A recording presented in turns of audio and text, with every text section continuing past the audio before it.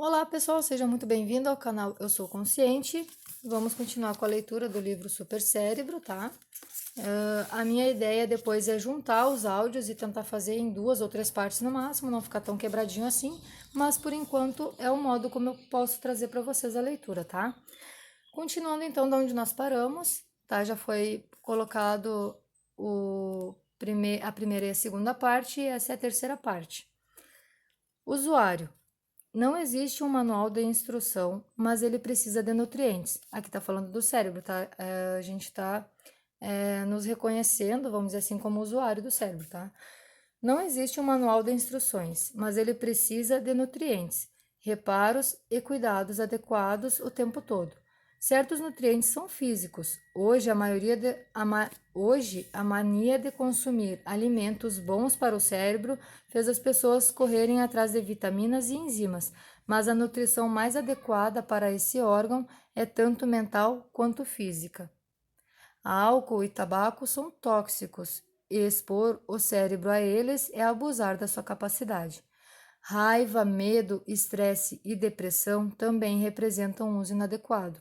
Um novo estudo mostrou que o estresse rotineiro fecha o córtex pré-frontal, a parte do cérebro responsável pela tomada de decisões, pela correção de erros e pela avaliação de situações. E é por isso que as pessoas ficam loucas no trânsito. A raiva, a frustração e a impotência que certos motoristas submetidos rotineiramente ao estresse do tráfego sentem indicam que o córtex pré-frontal parou de neutralizar os impulsos primitivos que deveria controlar. Estamos voltando sempre ao mesmo tema. Use seu cérebro e não permita que ele o use. A irritação no trânsito é um exemplo de como o cérebro nos usa, como também as lembranças nocivas, feridas de antigos traumas, maus hábitos que não conseguimos abandonar e, de forma mais drástica, vícios fora do controle. Esta é uma área extremamente importante e da qual é necessário ter consciência. Então, aqui eu achei muito interessante essa partezinha, porque está dizendo que principalmente os sentimentos, eles são nocivos e eles acabam fechando o córtex pré-frontal. E a gente acaba perdendo a capacidade de avaliar situações, corrigir erros, então tomar decisões, né, acertadas. Então, assim, é muito interessante esses estudos que eles começaram a fazer em relação não só ao alimento, mas como também a como nos sentimos diariamente, né? Como a gente mudar isso pode ajudar também em vários outros aspectos da nossa vida.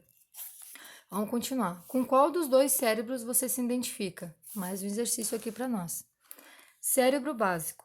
Recentemente eu perdi o controle por um momento em pelo menos uma área da minha vida. O meu nível de estresse está muito alto, mas eu consigo aguentar. Tenho medo de ter depressão ou estou deprimido. A minha vida pode tomar um rumo que não desejo. Tenho pensamentos obsessivos, aterrorizantes ou ansiosos. Gente, cada vez mais tem muita gente com estressado e com depressão, pessoas depressivas. E por incrível que pareça, a parte mais afetada aí é a juventude, né? Isso é bem preocupante. Supercérebro. Eu sinto-me confortavelmente controlado, evito situações de estresse, afastando-me delas e não lhes dando importância. O meu humor é constantemente bom, apesar de acontecimentos inesperados. A minha vida caminha para uma direção que eu quero. Eu gosto da maneira como a minha mente funciona. Então, você vai ver com qual dos dois você se identifica mais, tá? Embora o cérebro não venha com um manual de instruções, podemos conduzi-lo por um caminho de crescimento, realizações, satisfação pessoal e desenvolvimento de novas habilidades. Sermos capazes de dar um salto quântico na maneira como usamos o nosso objetivo. Seremos capazes, desculpa, gente, seremos capazes de dar um salto quântico na maneira como usamos. A pontuação, né, gente? Nosso objetivo é o cérebro evoluído, que vai além das 4 funções que desempenhamos. É um tipo raro de relacionamento.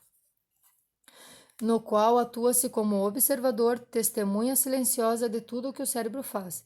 Quando adotamos esse comportamento e passamos a ser uma testemunha silenciosa, a atividade cerebral não nos deixa confuso, permanecendo em um estado de total paz e consciência silenciosa.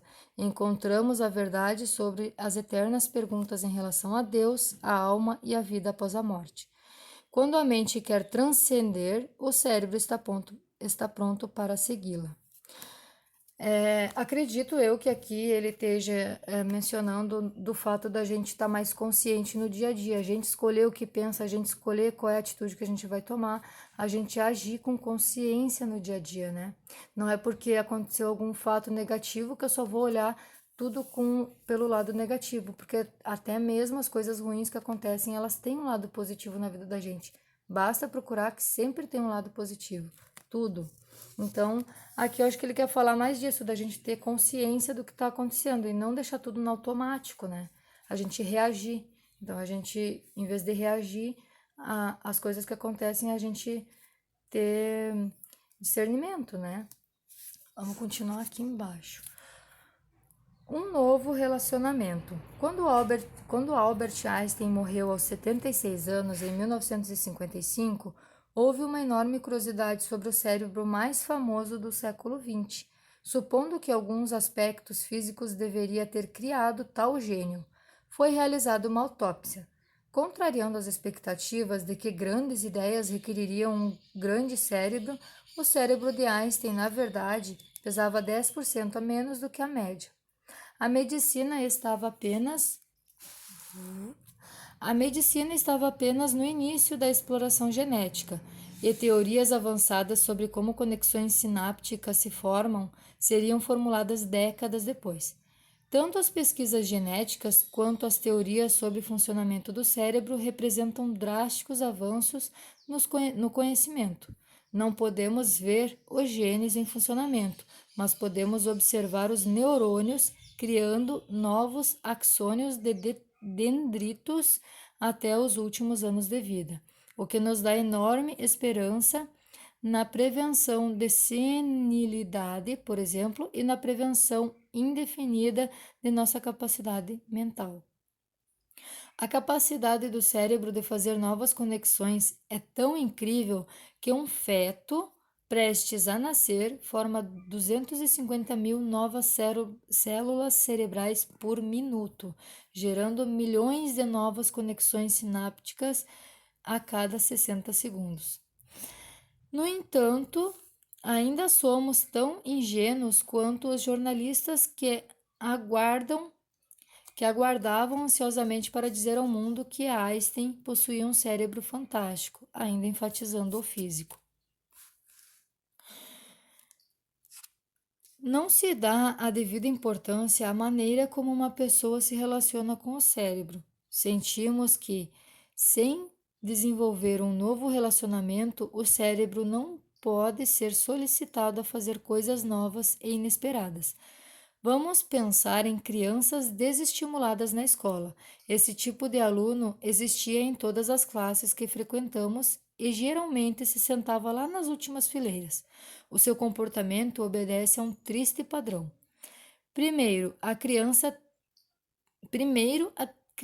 tenta acompanhar os colegas. Quando não consegue, qualquer que seja a razão, o desânimo se instala. A criança deixa de se esforçar tanto quanto os colegas que alcançam sucesso.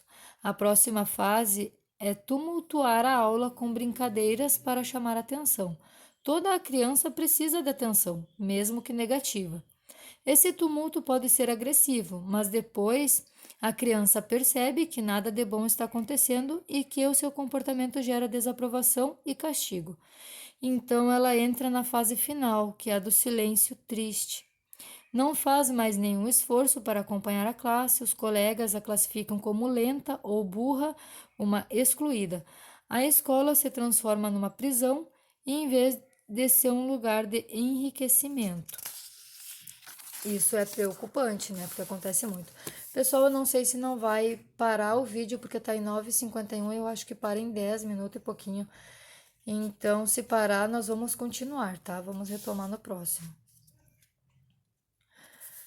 Não é difícil,